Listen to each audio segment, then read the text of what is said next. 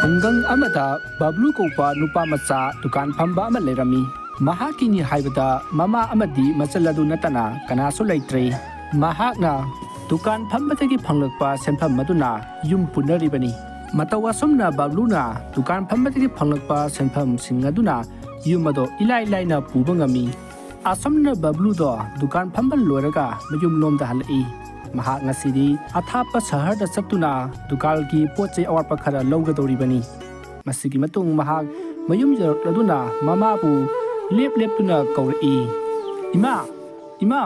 ai sahar da satuna poche lerugadabani ai gi sak loi roima ngasidi ithunda sakadoribani imanaba kaisu samina sebam ta yaraktre aduna ngata sakhetaba yaroi horen numit tarabati hingchabi umang phawga lakadoribani aduna yamna bera kagadori purima asomna bablu do Sasha tokaba matung mamadagi khawama lauraga mahag saharta dukan gi pochai khar lainubagi damakta lakli as ai si horen hingchabi umang phawr ga chatkadori bani ko athonga talleda somdana bablu na phawduna chatkadori ba hingchabi umang hariba umang adu da leiriba hingchabi aduna bablu lakpa uba du da yamna harawrami ngasidi matam kuina sarudraba matung ngasidi misa saragani haiduna yamna harawri bablu su mafam matu jorokuna gam satli matam adu ta kana gumbi amana nupagi makhol tarakpada mahak chap lepi atuka tungmang koyeng jingi hingsabi adu di maki matunga leiri bani adubu mahakti udre masidigi mahak mawunga bani saharda parpap satlaga pot leiraba matung mayumda amuk thuna yangna halaktaba yati khanduna mahak amu chatpa hokre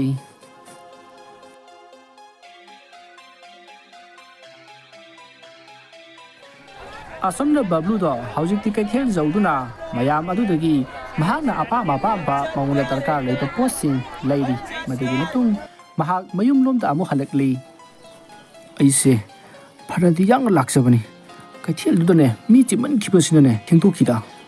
hingchabi umang phawdu chatleda somdana hingchabi ado mahaki hingchabi umang aduda bablu bu phamduna ngairi asomna mahakna phamduna ngaiba do ngamlaktraduna mahak hawalaga mu ngairi adu phawbada mahak ngamlaktraduna amuk umang adutagi thokduna aswai phawbada yenglukhi ki haituna mahak umang adutagi amuk chatki masigi upa machaji hojik phawba lak aina sukyamna chaklamna kasit somda su bablu do nimit taslakba do ta mahak su hobe lakli mahak hingchabi umang phawduna chatkani khallubada mahak matha sabna loirabani adubu chattabadi yadabani na mahak asum lai asumna lakpana hojikti hingchabi umang ado yaukshalakle matamaduta kanano amatang laklati phakrida haiduna khalli adubu asum khanduna leibadi yararoi haiduna mahak mayum yengonaba amuk chatpa haurai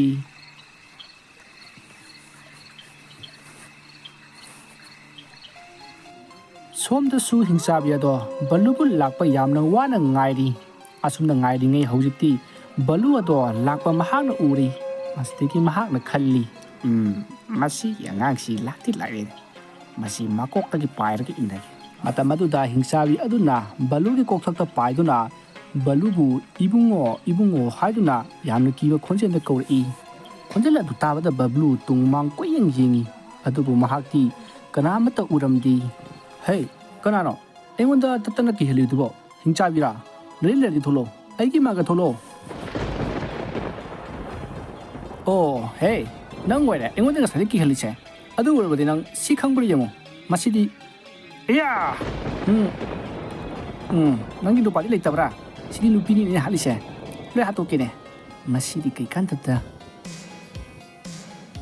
is kari noni masigi angangsi di aibu ngamine thang pairamine kongang ke thadokuna chakaurage hingchabini gaina aina thanga thimbade sine ꯃꯌꯥꯝꯅ ꯀꯤꯅꯔꯤꯕ ꯍꯤꯡꯆꯥꯕꯤꯁꯤꯗꯤ ꯑꯩꯗꯤ ꯉꯝꯃꯦꯗꯅ ꯍꯧꯖꯤꯛꯇꯤ ꯁꯤꯅꯤꯗꯅ ꯍꯌꯦꯡꯉꯩꯗꯤ ꯏꯊꯟ ꯆꯠꯂꯁꯨ ꯀꯤꯔꯔꯣꯏ ꯃꯁꯤꯒꯤ ꯃꯇꯨꯡ ꯕꯕ꯭ꯂꯨꯗꯣ ꯍꯧꯖꯤꯛꯇꯤ ꯃꯌꯨꯝ ꯌꯧꯔꯛꯂꯤ ꯃꯁꯤꯗꯒꯤ ꯃꯍꯥꯛꯅ ꯃꯃꯥꯗ ꯃꯍꯥꯛ ꯀꯩꯊꯦꯜꯗꯒꯤ ꯍꯜꯂꯛꯂꯤ ꯏꯃꯥ ꯍꯥꯏꯗꯨꯅ ꯀꯧꯔꯤ ꯃꯁꯤꯗꯒꯤ ꯃꯃꯥꯁꯨ ꯇꯥꯗꯨꯅ ꯄꯔ ꯊꯣꯔꯛꯂꯤ ꯃꯇꯝ ꯑꯗꯨꯗ ꯕꯕ꯭ꯂꯨꯅ ꯃꯉꯣꯟꯗ ꯊꯣꯛꯈꯤꯕ ꯍꯤꯡꯆꯥꯕꯤ ꯎꯃꯪꯗ ꯍꯤꯡꯆꯥꯕꯤ ꯊꯦꯡꯅꯕ ꯑꯃꯗꯤ ꯃꯍꯥꯛꯅ ꯊꯥꯡꯅ ꯊꯤꯟꯗꯨꯅ ꯍꯥꯠꯂꯝꯕꯒꯤ ꯋꯥꯔꯤ ꯄꯨꯝꯅꯃꯛ ꯃꯃꯥꯗ ꯇꯝꯈꯤ ꯑꯁꯨꯝꯅ ꯇꯧꯗꯨꯅ ꯑꯍꯤꯡ ꯑꯗꯨꯃ ꯍꯧꯈ꯭ꯔꯦ ꯃꯁꯤꯒꯤ ꯃꯇꯨꯡ ꯍꯧꯖꯤꯛꯇꯤ ꯃꯊꯪꯒꯤ ꯅꯣꯡ ꯉꯥꯜꯂꯛꯂꯤ